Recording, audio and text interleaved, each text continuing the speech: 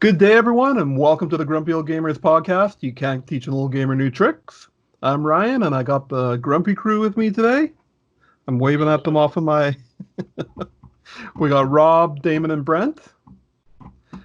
And, kind of our monthly meetup. How's everyone doing? It's been a good week. It has. Yeah. It's definitely been not too bad, except for the heat. Yeah. Thought it was going to break, and then it was just like, nope.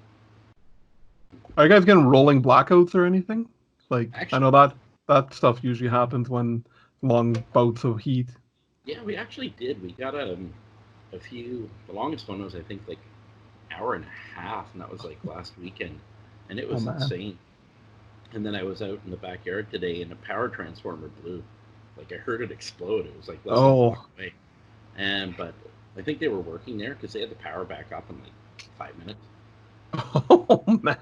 So they were probably working and went, oops. Yeah, they're pretty loud when they go. That's that'll rattle you. That'll rattle you. For sure.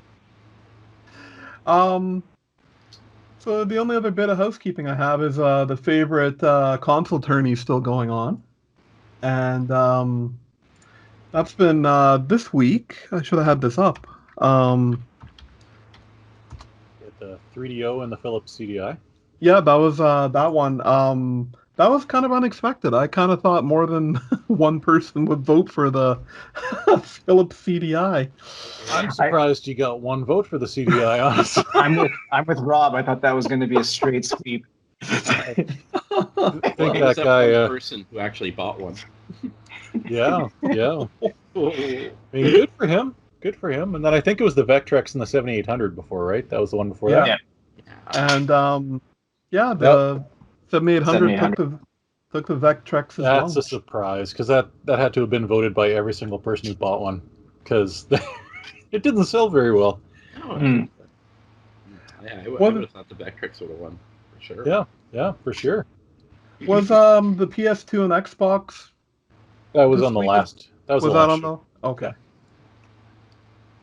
Lose track of them. I believe.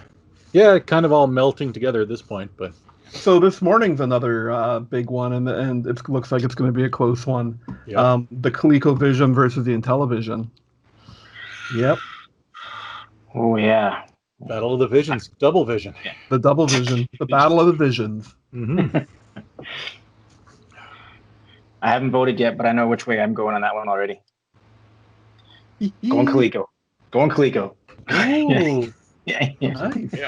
Yeah. I went Intellivision with my vote. Yeah, ColecoVision was my first system. That was my first one. So. Very nice. Me too. Yeah. So yeah. Wow. Yeah, I'll probably go on television because I never owned the Coleco, but I did enjoy the Intellivision a lot when I had it. Yeah, they're both special systems, right? They both had. They're special. Tron's Deadly Discs by itself would be worth voting for that, but that's right. You know, it's kind of cool because they both had controllers that were permanently attached to the consoles, eh? Like, nope. No? No, ColecoVision definitely comes off. Oh, then I posted a wrong picture. Or is it still that coil? It still comes off. Yeah, it's still a coil. Oh, but it does. Okay. Which is good because the cord's about this long. Yeah. So. Yeah, those broken Intellivision cables. Yep. Yeah.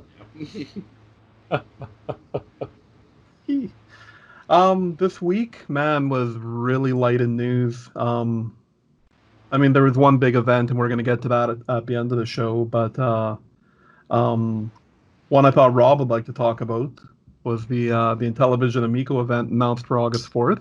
What can you tell us about that, Rob? Not a lot. All right, next. No.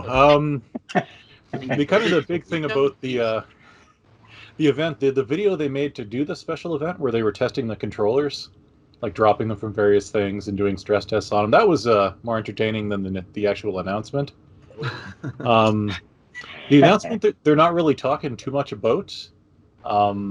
just kind of a special event. But the big thing is if anyone's listening and they want a chance to win a Founders Edition, you can actually register beforehand at the link in the video there and actually get a chance to win it. So that's something cool about it.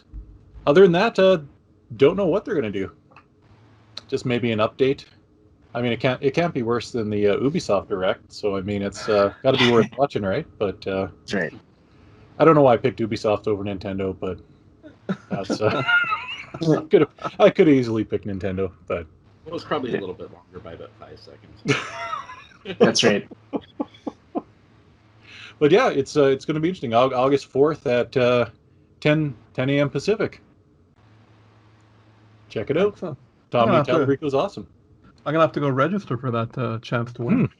Because you can't win if you don't enter. That's right. That's right. That like few day span between like the 4th and the 5th and the 6th can be really busy. It is, absolutely. Yeah. What else is going on in there? Oh, the supposed well, at least the information I found was the PlayStation event. Oh, 6th, 5th or the 6th, I can't remember. I was getting a little bit more info before I actually posted it on the page. But that looks I mean, all the other ones that I got, the dates and times panned out, so kind of hoping that this one's true too. okay. Absolutely. That'd be great. They're due for it, so. Exactly. And so San Diego Comic-Con was going on this weekend, virtually. Yeah. And G4 teased a return of Attack of the Show and X-Play, which that's pretty exciting to me. I mean, in this day and age, it's got to come back as just like a YouTube channel or an internet station. They're not gonna go TV, or you wouldn't think. No, I think it could be successful. I don't know. It seems to be a lot of people that have a lot of nostalgia for the old G4. So I think it'll be good. Yeah. Especially if they get some of the old people back, right? Yeah, Kevin Pereira still does his podcast, The Attack. So I mean, like I would assume it has something to do with that. That's conjecture though. Yeah. Yeah, no, it looks cool. And Nintendo had their Direct Mini, and it definitely was a mini. Whew. So it ended with news about Shin Megami Tensei. You did it. Is that right? Yeah, that is right. That's the thing. Yeah. A remaster of 3 and 5, I guess, coming out in 2021. Right. Is that a remaster of 4 too? It says 5 will be a hybrid of gameplay between 4 and 3. Oh. Which, if anyone out there has ever played this game, let us know if that's good or not. Yeah. Because not in our wheelhouse. Yeah. But considering that was the big announcement for a game coming out in 2021 for Nintendo, that's not great. Yeah. That's not great. They did say this is like a partner one. Nothing in this was actual Nintendo news. Have you guys? What's I up? was just gonna say though, if they didn't have any better partner news than a game that's coming out in spring 2021, maybe they're hiding something. They're hiding something awesome, right? It's the That's what the I one was more thing's saying. going to happen weeks from now. Yeah. That's interesting. It's like somebody made a mention. I think they tweeted Nintendo, and they're like, "Hey, is this due to COVID? Like, is that a problem? Like with the development cycle and whatnot?" And their actual reply was, "No, COVID won't affect anything that is releasing this fiscal year, but next fiscal year it will." And I'm like, "So you intended to not really have anything for this last year? Like it's other than Animal Crossing?" Well, yeah. It's weird because they should have had something around the time of E3, right? Because they would have had their big direct then. Yep. Exactly. And that's come and gone already. Yeah. We're almost 2 months past that. Yeah. They have done those weird August and September things on occasion in the past, but that's very rare. Yeah. Yeah, I don't know. It's a weird time. I keep feeling like there's something there though. They gotta do something. It's just like it's been a bit underwhelming for Nintendo, anyways. Yeah. I was reading that there's actually been a couple of big NVIDIA Tegra updates, hardware-wise, since the Switch came out, and that would be kind of an easy roll-in if they stayed with the same platform. Just kind of do like, I think I heard you guys mention it too, about a Switch 1.5 or a Switch S, whatever you want. Switch S, yeah. Yeah. Switch S Plus. Switch S Plus, yep. Myself. So also announced that this mini was a DLC pack for Cadence of Hyrule, Crypt of the Nectar Dancer, which is a mouthful. Have you guys tried Crypt or this Cadence of Hyrule or Crypt of the Nectar Dancer? No, I haven't. No. It's pretty. It's interesting. Like you have to move your guy to the rhythm of the songs playing, and it's basically like a fighting rhythm game. I don't know how else to describe it. It takes a bit to get into, but once you get into it, it's pretty fun. Also, Rogue Company, which released right after the. It's a 4v4 shoot 'em up. Looks not bad, but yeah, it's not a free to play game or anything. So, and lastly, the WWE 2K Battlegrounds, which looks like they're trying to do like a Smash Brothers NBA Jam kind of take on the WWE games. Yeah, wrestling and arcade works well together. Yeah, absolutely. Could be some good dumb fun, right? That's which would be okay. See like throws and moves actually being kind of cool and that kind of And they had it looked like from that video they had some big like power ups and special moves. So, I mean, it could be fun. Definitely could be fun. Yeah, but other than that, that's pretty much the weekend news. Ooh, man, oh man.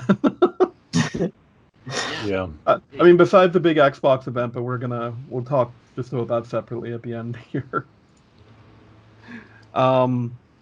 So we'll move on to what we've been playing. I'll make mine quick because all I had a chance to play this week was Last of Us 2. But I did reach the part that has the internet up in arms, and I'm on the side of okay with it. Nice.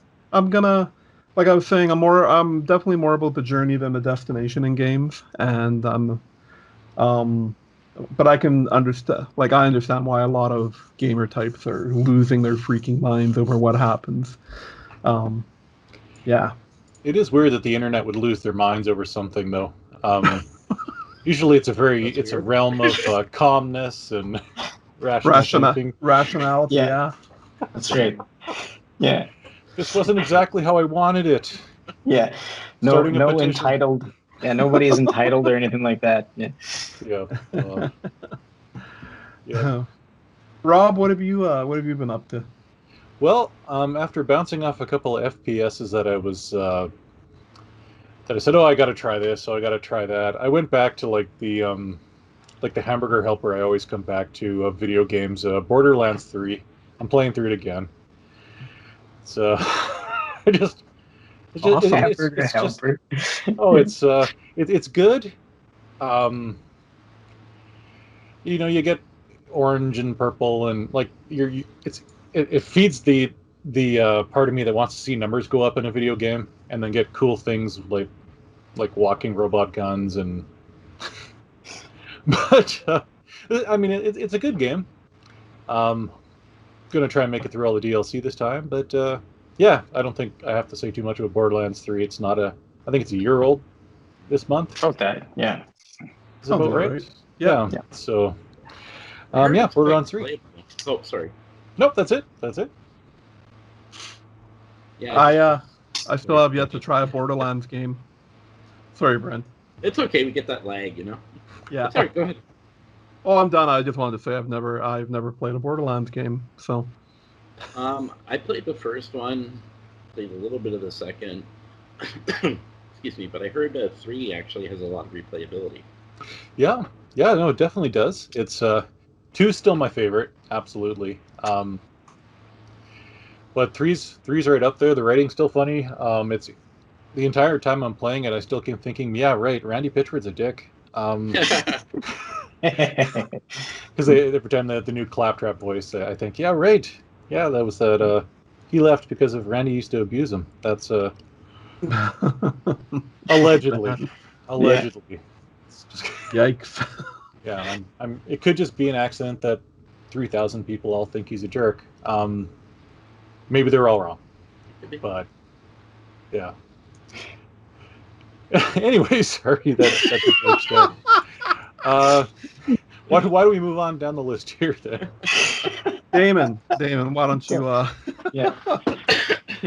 All right. So speaking of games that are about the journey and not the destination, potentially, I've been playing Death Stranding on PC mostly, and it's interesting. I'll put it that way. It's a lot of people. I mentioned it to a few guys at work the other day. I was like, yeah, I was playing Death Stranding, and instantly one of the guys like pantomimed like walking with a backpack and asked him, I'm like, oh, have you played it? And he's like, no, I've never played it. I'm like, okay, so it's got a reputation of being a walking simulator. Yeah. But like calling it like a game about walking is like I don't know, it's like calling like the Fast and Furious about a car. Like it's just like you're only scratching the surface a little bit. It's interesting. I'm really enjoying it. I'm probably only about, I don't know, 25 hours in, and still got a ways to go yet. But I'm still like opening up gameplay mechanics and stuff like that. It's changing the way I'm thinking about games in a way. It's got this asynchronous multiplayer component to it where you see other players on their journey. Like you can see the path that they took, or you can see like ladders or bridges or other things that they've dropped that help them on their journey, and then they'll help you on your journey as well. And you can do the same for them. And it's kind of making me play games differently. Whereas like normally I'd be like, oh, I got to get across this river. Maybe I'll go around it. And I'm like, no, I'm going to burn up one of my pieces of equipment and get across it. And then that'll make it easier for other people too. And it's, the game's kind of tongue in cheek in a way that only Hideo Kojima could do, because it's got like a lot of, it's poking fun at the internet in a way. Like the whole game is kind of like a metaphor for the internet, because like when you come across these things, you give them likes. And that's kind of like what you can use to help upgrades and stuff like that. It's really interesting. And I won't even get into the story at all, because right now I'm still scratching my head and I'm like, all right, this is, but it's worth the play. It's definitely worth the play. It's something and it's amazing that this has come to creation in today's landscape in gaming, right? Like it's not what a normal AAA video game would be remotely. I mean, it's for lack of a better term, it's Fetch Quest the game, right? But every element of that is gamified, right? Like every step that you're doing as you're going through the world is considered, because like the journey is the game, just like Ryan was saying. And it's that at all, if any of that sounds even interesting just a little bit, you got to play it. And but one thing I will say about PC though, it's a bit of a technical mess. I had to do so much in order to get it to be like remotely playable, and it's actually quite stable right now. But I don't know, maybe wait for a patch if you're looking to pick it up in the near future. I don't know. It's got some frame rate issues. There's a lot of people on Reddit that were talking about all the issues that they've had with it, but maybe check out the thread if you're looking to try and get it stable. And so yeah, that's kind of my Death Stranding experiences so far. It's a game that's on my to play, and I want to play it before it gets lost in the shuffle. Yeah, it's worth it. It's definitely worth it. And so being 25 hours in, is that are you like hitting the story hard, or are you just playing? No, I've been doing a lot of my own wandering. Yeah. Okay. I've been doing a lot of that. I'm trying to really like I can't really say too much because it's all spoilers. So I don't want to say too much about my yeah. So, but so yeah. Oh, and speaking of technical messes, I was also playing Quantum Break on Xbox One. Excellent segue. Yes. Yeah, just in the spirit of the Xbox announcements this week and all their first party stuff, I was like, I'm going to jump into a first party Xbox game that I haven't played yet. So I hit up some Quantum Break. I got through 2 acts of it, and I'm like, Yeah, that's about where I got with it too. yeah. I hear polarizing stuff because people after they finish Control up, they're like, man, I want to play something else from these guys. That's the same game I'm thinking of, right? Like from it's from Remedy. Yeah, Remedy. Yeah. But I hear that they kind of run into the same thing. They're like, yeah, I remember why I stopped playing this. Yeah, it's like it. They're like, okay, you got a gun, you got to do some cover shooting now, but they forgot to like program cover shooter mechanics, and then Exactly. And then you're just standing there. It's like, I can't hide behind this. Oh God. Right. And then you get killed. You have arguably, a first-party Xbox game that created cover shooter mechanics, arguably in Gears of War. You figure that they would borrow a little bit and make it a little bit more cohesive, but no. But the story's cool, and but yeah, it's not there. I would just don't worry about it. Maybe hit up a YouTube video and where they do all the cinematics and the story, and leave it at that. Maybe. Sure. Yeah. So that's where I've been this week. Excellent. Yeah. Brent, what have you been up to? I have played a lot of stuff and not really focused on anything, but mostly been playing State of Decay 3. Yeah, I've been playing 3. Mostly been playing State of Decay 2, I'm just like so hyped for State of Decay 3. It's like, all the things they've talked about that they want to, in the past, they've wanted to do with it, and how they've wanted to keep all the same elements of State of Decay 2, but make it more like, going right out of my head now, make it a bit more like DayZ, so that you could play with other people. You could share a base, you could contribute to the base while you're in it and kind of grow and help everybody. And, I'm really kind of seriously looking forward to it. But been getting more deeply into the Juggernaut edition, and I gotta say, as I'm getting deeper into it, it's really, really good. And I mean, I know it's only one map and some updated mechanics, but it just sucked me right back into the game, just like playing the first State of Decay, and then when I first played the State of Decay 2, the whole Juggernaut edition has just sucked me right back into it. They've actually fine-tuned a lot of the controls. They've changed some of them around so they're more logical. And, they've added a few new moves and some more interesting combat sequences and some new enemies and just a whole new area. And, this, I may misquote it, but they were saying that they kind of fashioned it after the Rockies with lots of trees and mountains and everything.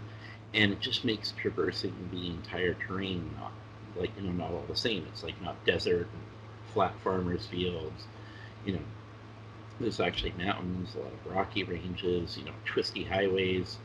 And I gotta say, just got sucked right back into it, and was really surprised when I hit a couple of the new mechanics and was just like, oh crap, I didn't know it could do that. And so literally just got sucked back in and we're playing like hours and hours of it again. So awesome. I've been enjoying it for sure. Oh, great. Yeah. It's a zombie survival game, right? I think I asked you that before. Yeah. Okay. Yeah, I haven't played either one. But it's actually a lot of fun. And again, it's we're going back to the whole journey theme. It's like, there's no real destination. It plays a lot more like an MMO, even though there is an end game to it. Okay. But yeah, quite a bit of fun. Awesome. It's on Game Pass, right? It is. Yeah. Okay. Okay. All right. Add that to the list. Yeah. I actually bought it though. It was like on sale for like 18 or 19 bucks. So even though it's on Game Pass, I still like outright own it. And even for owners of the game, if you didn't have Game Pass, you'd get the whole Juggernaut Edition upgrade for free, which is kind of really cool. Yeah, Steam has a bundle right now where you can get 1 and 2 for $30, including all the DLC and everything. So 1 was a really great game. It actually played off a lot more like kind of GTA with zombies, just because of the way it was design and style of it. And second one's a little bit more serious on the survival side, but still really good. Worth the play. Right on. Added to my list. There you go. Yeah. You can segue right into another great game. Yeah. As Ryan does the bumper here. So if that's everything everyone's been playing, let's talk about the cheap bag game challenge I gave Rob this week. Let's talk about it. Yeah. It was real good. Yeah. So Rob, before you go, so I saw this game, saw the title, looked at the pictures. I'm like, this game is ridiculous. I love it. And it was I bought it on sale for $4. Oh, you paid about $3.98 too much. I did, because I put about half hour in. I'm like, all right. but I kept it in the back of my head. I'm like, when this thing goes on sale for cheap and it works out, Rob's playing this. Yeah. So let me set the stage. First off, if anyone wants to listen, I did a video on it, so you can watch that out too. But just imagine a game where you're a sniper and you're shooting guys coming off a ski jump. There you go. That's a game. But just imagine the one mechanic you need to work right, the aiming and the shooting of the gun, is broken. Oh. That's the game. If you hit somebody, it's through an act of God. If you touch or look at the joypad, you shoot 10 feet that way. It's a broken, awful, really bad game. Don't play it ever. Not even for a joke. Yeah, not even ironically. No, it's not even bad. It's not even good in a bad way. It's just it's unplayable. It's broken. It's bad. Good job, Brent. Good job. Well, they could have just messed up with the joystick conversion, Right? Yeah. It's based on the level of love and care put into the rest of the game. That's totally something it could have been. It's so weird because it's really so weird because it's like these cell shaded graphics when they show the ski jumper starting, and then everything else is like straight up polygon. It looks like. Yeah. It just. It's like two different teams did the game there, except that would indicate that there was more than one guy who worked on this game, which I seriously doubt. So I'm guessing whatever pre-made assets he had in whatever game engine he was using to make this, that's probably why they look the way they do. So I got much joy watching you play that. Yeah. It couldn't get deleted faster than I did after I was done that movie. So, but speaking of movie and movie games, I already ran something past Ryan for the one I'm going to do for his. It's a little bit of a curveball because it's not for the Switch, but it is one you already have, and it's free. And I feel like I'm justified in picking it because the pandemic has made it impossible for us to play this any other way. The cheap bad game challenge for you, Mr. Cashmere, this week is a little game called Friday the 13th for Nintendo Entertainment System. Oh, nice. With the caveat that because of the way we were supposed to do it, you can also have me play it later. But I think we need to see that video now. The people need it. They're demanding it. Excellent. I'm down with this. And if you make it 15 minutes in that game before you rip it out and throw it out your window, we'll have considered that a win. So it is sitting here on my desk still waiting for us to There to it do the is. challenge. I've played that game before, so I'm looking forward to this. Yeah. I used to own that game back in the day as well. Yeah, it's a special piece of awesome. Yeah. That's awesome, man. I was actually thinking about this today. I was like, you know what, we should follow up on this. And I was just thinking doing something like I play an hour of it or you play an hour of it. But I'll do this for my bad game challenge this week. You bet. You know, for a sec there, Rob, I almost thought you were going to say Postal. There was just yes. Can you still buy like the original one on Steam? Is that probably Actually, they have all of them, and they have like literally everything. And there was like another one released that I had no idea about. Oh, that is Plus funny. You get Postal 2 for $1.09. We totally could have done it, but we'll keep that in the back. We'll keep that in the back of the mind there. So yeah, because we were also talking about that. Like we were saying that we've been doing all Switch, but we can do Steam or yeah, absolutely. Any PS4, of PS4, Xbox, any of those. Yep. All right. Well, I accept your challenge, Rob. So we've been back and forthing. Whoever does the cheap bag game, the other guy does a retro pick. So I this week I stumbled across falling down a rabbit hole on YouTube or on eBay that I never realized that Quicks came out on NES because I played the loving out of this on my Game Boy. If you could wear out a cartridge, like it was Tetris and this is what I played on my Game Boy, and it's good. It's hard. I remember it's always been a hard game. So, but I posted a video about that there too. So, so you'll get to do a retro pick this week, Rob. That's right. Well, if you went with Kicks, I'm gonna go with Clax, another old puzzle game. Excellent. That was one I sunk a lot of time into. Although I've got a copy for the Lynx. I don't know how I'm gonna get that on a TV. I'll figure something out. It's got to be some version on something I can pick. So. All right. Well, let's get to the meat of the show. Xbox had their game reveal event this week, and I didn't watch the whole thing. I watched the summary, but I know the three of you got to watch it. So yeah, Damon, why don't we start off with you? You're our resident Xbox E. Okay, so I was really excited for this event, and afterward, I'm a little bit underwhelmed, just a little bit, but I do recommend going and watching the stream again in the 4K because the stream was not 4K. It was a lower quality stream. And after watching it again in 4K, I was less underwhelmed than I was initially.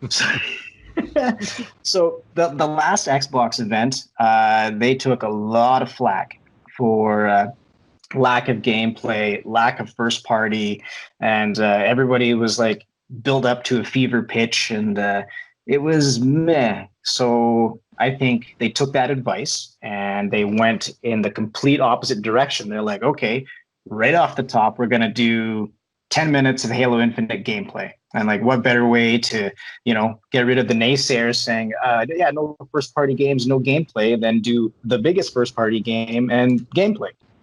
And I was excited, right? Even like, I know there was a lot of technical issues here and there, but hey, you know what? It's gameplay. I'm all right with that. This was an alpha build based off of a build they had in December. And, 343, I think they know their stuff. I'm a little concerned. They might be rushing this to retail a touch. It feels a little bit that way. But, and the more I think about it, like Halo Infinite's been in development for 5 years, right? Like Xbox One X, like Project Scorpio was right around that time as well. So like Halo Infinite, for like all intents and purposes, literally is a cross-generation title. It probably wasn't designed with next gen solely in mind, and that could work against Microsoft in a few ways for sure, because everyone wants next gen. But I'm still excited for Halo, and the most important takeaway I think from the entire event was every game that we saw will be released on Game Pass, right? It's not like the PlayStation event where I have to be like, I'm like, oh yeah, maybe I could be interested in that game, or maybe I'll spend potentially 100 Canadian dollars on that game. I look at the Xbox event and I'm like, wow, this is a library of games that I will have on Game Pass no matter what, right? So I'll get a chance to play all these games regardless of price for my my $15 a month for Game Pass. And I think that is the biggest takeaway from this. And I think everybody that's like, Halo looked a little flat, or it doesn't look this awesome, or blah, blah, blah, blah. I think everybody should be like looking at it from the perspective of the Netflix of gaming is actually here. And these companies, Sony and Microsoft, couldn't be farther apart from their approach to the next generation of gaming. So I'm still excited. Out of all the games that were on there, I've got Halo Infinite. I've got Avowed, looked intense.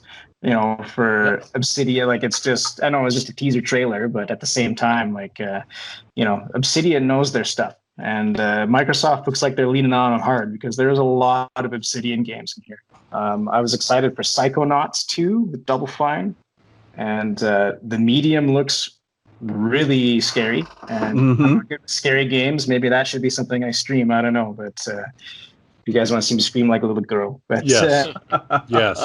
And then they bookended the entire presentation with Fable, and that's, people wanted Halo and they wanted Fable, and that was the start and that was the end. So I mean, they're taking people's thoughts, like fans' thoughts into consideration, I believe. So yeah, that's I'm giving it a thumbs up overall. With an asterisk of slight bit of concern, but you know what? I'm going to get all these games anyways, so yay Game Pass. Yep, fair enough. Yeah. So, right now, do you have we'll segue just a little. Right now, do you have a S or an X for your Xbox? I have an X. You do, eh? Okay. Yeah. How are the upgrades that they do for, like the games? Because there's games that only you can play the upgraded versions of on the X, right? So the enhanced for Xbox One X kind of stuff. Yeah. They're awesome. They're fantastic. I find myself going back and playing games like when like the Red Dead Redemption 4K patch came out. I put that back in, and it was like I was like, holy crap! Like it is that much of a game changer. Just the frame rate and like the resolution. It breathes new life into these games, and in a big way. It's amazing. Yeah.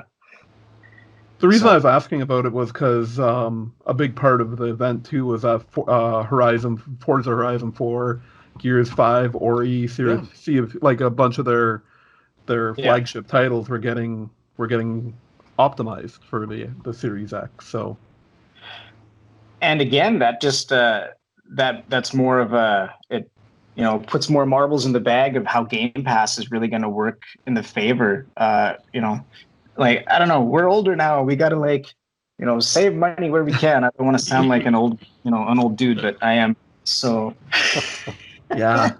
Yeah, we don't like to spend more money than we have to, unfortunately. So yeah, I'm excited with this next generation for sure. Awesome. Yeah. Brent, what do you got about this? Well, I won't say everything, but I think they put an awesome presentation. I agree with Damon in a lot of ways. And I think the whole, Netflix of gaming is going to be a huge selling point for Microsoft and for the systems, that you can have all these games without, worrying about paying, X number. Like, it's like, okay, I can only play this one, because, I can only spend, X number of dollars on, what I want to play. I mean, geez, if I counted up everything that I have on Xbox and on PC and the Game Pass, we're talking about $3,000 worth of games for my, and for the whole 3 years I've had Game Pass, I paid $150 so far, and I've played like $3,000 worth of games. So yeah, it definitely has its merits. For the whole show, I really liked it. I had some misgivings about Halo, and was just slightly underwhelmed that they only showed trailers for the games that I was most interested in, and it just made me kind of wonder. It's like, are these going to come out at launch? It's like, am I going to have to wait to see these games, which I really want to play? Things like Fable, State of Decay 3, and a few others. But we'll see how it goes.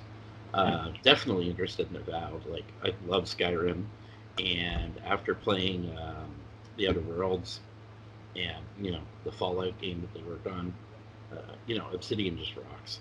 And to see them do a Skyrim style, a real old school RPG, really interested me. Like, I was just like, ooh, yeah, that's one I will definitely be playing. So yeah, overall, decent takeaway from it. Like I said, still have some misgivings in certain areas, and was a tad underwhelmed. But again, we'll see what they bring to the plate when all is said and done. Okay. So, like I said, I only watched a summary of it. What's the word on Everwild after this? Is that it's still happening, but they haven't really moved much on it? It's kind of some reading I did. What I read today is they're still they're still working on gameplay mechanics. So, I mean, that could be any point of development, right? Like, I'm going to say it's early development, though, from the sounds of it. That's yeah. That's what I had read the other day too. Same thing. It's like they were still doing gameplay, working on mechanics, hashing out ideas. So okay. Grounded. I liked what I saw for that. Yeah, me too. Yeah. Obsidian seems to be like an awesome pickup for Microsoft. Hey, holy, like. Yeah, it's like 10 development companies rolled into one. They just they put out stuff, and it's always good. Yeah, I think that's Microsoft's golden boy right there is Obsidian. Yeah. I can appreciate the self-deprecation in the video there too. Or if you want to play the biggest game of the year, play Cyberpunk. Yeah, great trailer. Yeah, great. But but yeah, I mean, I liked what I saw. We were chatting about it in our chat there. I forget what it's called, but the Game Pass Ultimate Plus or whatever it's going to be, that they've been doing, where you can basically finance a Series X. I really hope that becomes a thing, because that'd be a way that I could afford to get a PS5 and a Series X kind of a little closer together, instead of almost a year apart or longer. Yeah, exactly. Yeah, Game Pass All Access. Yeah. Yeah, that's it. Yeah, Game Pass All Access, because. Yeah. Rob, did you have any? Yeah. I'm kind of in the middle of Brent and Damon here, which is we got to cover all the spectrums, but I was really excited when Halo Infinite started, because I'm like, all right, they're opening with Halo Infinite. They've got gameplay. Surely we're going to see a lot of gameplay in this direct. And like you guys said, that was it for gameplay. There are lots of exciting, cool stuff. I mean, like Everwild was really exciting looking, and then we find out later that might be all they've done on the game. Was the trailer? Yeah. It's all very exciting, because I mean, absolutely, like, regardless of what you think of any of the games here or whatever, with them all being on Game Pass, you can try them all. And whether you like them or not, you might find some games you like, some games you don't. But the fact that they're all available for that is, it's definitely a feature that's kind of making Microsoft stand out right now in the war here. And what was the other thing I was going to mention there? After seeing the Fable trailer, and I'm like you guys, I was super excited to see Fable coming out. I saw who's doing it. and it was very Playground peculiar. games. Playground Games, makers of Yeah. Horizon, Yeah. Forza Horizon. Like, so it'd be interesting to see how that turns out. I mean, obviously a very good game developer, but a little out of their comfort zone, you would think, or a little out of what they've done before. So, but great to see. Great to see they're doing it. And well, the other big thing was the new version of X going to give it to you from Crossfire X, but the the game itself, you know, it looked kind of shooty, and also the new game from SteamWorld creators that actually looks like the Gunk, which might Image win. Right. Yeah, which honestly wins for the best named game of the direct, maybe of the Yeah. year. Yeah. It's got to compete with Grub Snacks, though. It's Right. That's right. That's right. Very very true. Yeah. This is going to be their genre. It looked very interesting. Like the art style was very cool. Like the whole sludge mechanic. And then the other thing, I know Damon and I were going back and forth on this a little bit, was that game, The Medium, which isn't normally my game style. I'm not a big scary game kind of guy, but the fact they're touting they're rendering two worlds at the same time. Yeah. They were very specific in the trailer for it that it's not going to be just you switch back and forth. It's that they're both running at the same time. It's it'll be interesting to see how that turns out. Yeah. Definitely, right? Yeah, yeah. Like you could actually miss things in one world that's going on, and it could screw you up in the current one you're in. Yeah, absolutely. Like the horsepower it's got to take to kind of do that, right? So Oh, very cool. But yeah, other than that, it was a direct. Still better than some of the other ones that came out last little while there. Yeah. But Brent has mentioned this as well, that Microsoft and PlayStation are going to be going back and forth on these here until someone releases the price. So Yeah. they're not really blowing the whole thing on one direct, right? They're kind of, Yeah. here's a taste. Let's see what Sony does next. Oh, Sony Yep. did this. Now we're going to do this. And in the end, Yeah. Intellivision's going to mop the floor with both of them. So Yeah. that's not going to happen. But yeah, it was cool. It's good to see. I'm looking forward to the next. Sony's the next one, right? You were saying, Brent, in August. yeah, it was either supposedly the 5th or the 6th, I believe it was. Right. So if that's the case, that'll be very very exciting to see. Unless Maybe a price. stick something in there somewhere. Also, in their Outer Worlds announced a new DLC too, right? Oh, I missed that. Yeah, the Peril of Gorgon. Yes. Peril on Gorgon. Yeah. Hmm. Yeah. Because Obsidian wasn't busy enough, right? So they were. Yeah, I literally am on like the very end of Outer Worlds. I'm like about to go into that last big battle in some nice. prison or something like that, but I haven't done it yet. And that's kind of like the end of the game. So. Yeah. DLC should be interesting. Oh, right on. Yeah. That's a game I need to revisit. I put a few hours into it and kind of liked it. I don't know, but yeah. So I mean, Sorry, I was just gonna say there's one thing I saw in the Halo Infinite gameplay reveal that I thought was pretty cool. Like, did you guys see that loading screen at the beginning? No, you didn't, because it wasn't there. Exactly. Oh, I see. Yeah. Yeah. So I don't know. Like, there's at least like we're moving in the right direction here a little bit. So yeah, it was pretty cool. It's like press A to play, and then it was right into the game. And I was like watching the YouTube chat. Like nobody caught it. I'm like, oh, okay. I'm just yeah. Fair enough. Yeah. Fair enough. It was pretty cool. So yeah. Oh, I was just going to mention, Rob, Playground Games doing Fable could be like, like a Fable Mario Kart kind of thing. Right.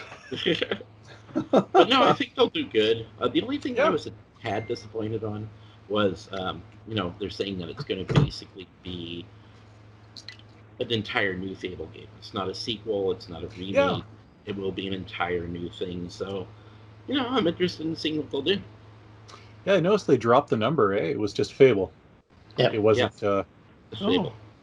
And I mean, for one thing that Playground Games does well in Forza is make immersive, gigantic worlds, right? So True enough. That would be something they do, and maybe there'll be chickens and go-karts. That's another thing, right? So You never know. A horse and cart racing game, right? Yeah. That's right. Yeah. That's right. Like Flintstones buggies. Yeah, I looked them up. That's literally all they've done. Hey, is Forza Horizon. Like that's their bread and butter. Yeah. Yeah. Yeah. Well, anyone else got anything they want to add to about the Xbox talk there? Oh, about the what was it, Lockhart Series S? That's probably going to drop just after the PlayStation event at some point, and it's pretty much a given. I mean, everybody knows it is. They just haven't said anything about it yet. I'm kind of looking forward to seeing what it is. I mean, I've heard everything from like a half size of the 1S, all the way down to like being like the size of like a paper, like a thick paperback, and it's just like, so they said it's gonna be smaller, but it's gonna be just as powerful. I'm just wondering how the hell they're gonna do that, like what kind of form factor it's gonna be in. So looking forward to seeing that. Sure. I mean, Yeah. it will be all digital. Yeah. Apparently, there's no disc drive, so yeah, kind of looking forward to seeing that. Yeah, with them dropping the Xbox One X, it's almost like a given. It has to be now, right? Like now you don't have that medium, you know, that step in between anymore. Like they're still going to make the One S, but not the One X. So that's it'll be interesting to see.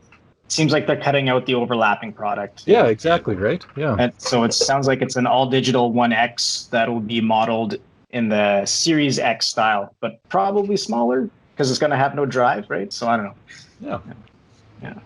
So yeah, it should be interesting. Excellent. All right.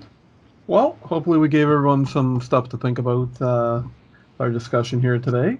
I think with that we can wrap this up. Thank you everyone for joining us. As always, you can check out our Facebook or our website, thegrumpyoldgamers.com, for all of our original content. And right now we got the tourney updates going on there, and Facebook is probably where most of the activity happens. So, check that out. And have a good evening, everybody. See you. Okay, take care. Take care. Bye-bye.